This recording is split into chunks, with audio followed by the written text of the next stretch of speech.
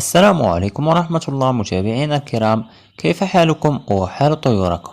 أتمنى أن يكون كل شيء بخير وعلى خير، وتقبل الله منا ومنكم صيام شهر رمضان. موضوع اليوم إن شاء الله سيكون حول الإجابة عن تساؤلات المتابعين التي طرحت كالتالي: متى ينتهي موسم تزاوج طائر الكناري؟ وكم تنتج إناث الكناري من بطن في الموسم الواحد؟ سنجيب عن هذه الأسئلة ونشرح كل شيء بالتفصيل لكي يكون كل شيء مفهوم بإذن الله.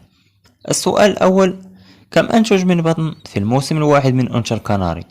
طبعا فأنثى الكناري ممكن أن تنتج حتى 5 أعشاش، لكن هذا سيرهقها وبالتالي سيكون إنتاجها للموسم المقبل ضعيف جدا، يعني ممكن أن تعطي بطن واحد في الموسم المقبل وتتوقف لأن المربي أرهقها ب5 أعشاش في الموسم الماضي. لهذا فإن العدد المثالي هو ما بين 3 و4 أعشاش لكي لا نرهق الأنثى ونستنزف كل طاقتها. ومن وجهة نظري فإن 3 أعشاش كافية لكل أنثى. ولتعرف يا أخي بأن الأنثى بدأ يظهر عليها تعب الهضم وإطعام الفراخ، يبدأ ريش العنق بالسقوط كما تشاهدون أمامكم.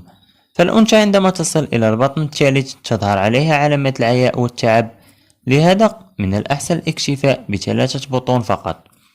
أما الذكر فلا مشكل في أن نزاوجه عدة مرات ومع عدد كبير من الإناث، بشرط أن نقوم بعزله مباشرة عندما تكمل الأنثى وضع البيض، وندعمه بالمحفزات الجنسية لنرفع نسبة خصوبته، لأن الذكر إذا تركناه مع الأنثى لكي يساعدها في إطعام الفراخ فهو يفقد الكثير من طاقته، وعندما نزاوجه مرة أخرى لا يخصب البيض بالكامل أو يخصب بيضة واحدة أو بيضتان.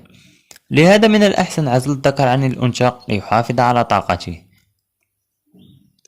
السؤال الثاني: متى ينتهي موسم تزاوج طائر الكناري؟ طبعا فموسم التزاوج يبدأ في فصل الربيع يعني في شهر 3، وينتهي في فصل الصيف يعني في شهر 6 أو 7. هذا هو الوقت الطبيعي لبداية ونهاية موسم تزاوج طائر الكناري، لأن هناك من يبدأ مبكرا وهذا قد يؤثر على دورة حياة الطيور. يعني الفراخ ستدخل مبكرا في غيار الريش، وعندما تخرج منها سترتاح. بعد ذلك تدخل في مرحلة تجهيز مبكرا، يعني دورة حياة هذه الطيور ستبقى دائما مباشرة وغير منظمة. لهذا يجب احترام وقت كل مرحلة يمر منها الطائر لكي لا نقع في المشاكل مع طيورنا. إذن متابعينا الكرام، كخلاصة لما سبق، فموسم تزاوج ينتهي في فصل الصيف يعني في شهر 6 أو 7، لأن الإنتاج في درجة حرارة مرتفعة يرهق الطيور ويقضي على الفراخ الصغيرة. وفي فصل الصيف أيضا تظهر الحشرات والأمراض التي تصيب الطيور، يعني يجب أن نتوقف تماما عن الإنتاج ونهتم بطيورنا جيدا لوقايتهم من الحشرات، خصوصا حشرة الفاش، فهي تنشط وتتكاثر بكثرة في فصل الصيف.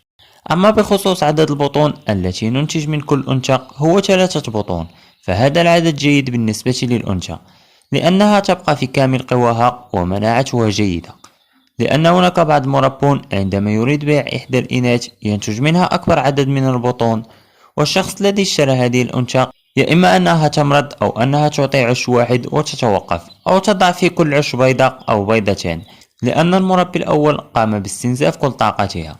إخواني أخواتي الكرام، وصلنا لنهاية حلقة اليوم. أتمنى أن تدعمونا بالضغط على زر الإعجاب والاشتراك في القناة ليصلكم كل جديد. السلام عليكم.